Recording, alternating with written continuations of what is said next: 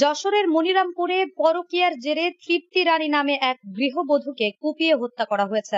অভিযুক্ত যুবক শঙ্কর ঘটনার পর থেকে পলাতক রয়েছেন। বৃহস্পতিবার দুপুরে উপজেলার কৃষ্ণবাটি দক্ষিণ পাড়ায় এই ঘটনা ঘটে। আমরা গাছ কাটে বাড়ি ফিরছিলাম, তারপর শঙ্কর মন্ডল সামনে যেয়ে পরে ধাক্কা দিয়ে নিচে ফেলে দিল।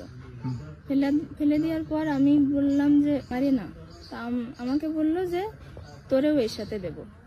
আমি এক দড়ি যে রাস্তায় উঠে মানুষজন জড়ো করলাম। হয়তো প্রস্তাব দিত, তা হয়তো রাজি হইতো না, তার জন্য এই কোপাইছে। পরশুদিন রাত্রি আমি এই রাস্তায় আমি ওরা দাঁড়ায় নিয়ে যাইছি রাত 10টা।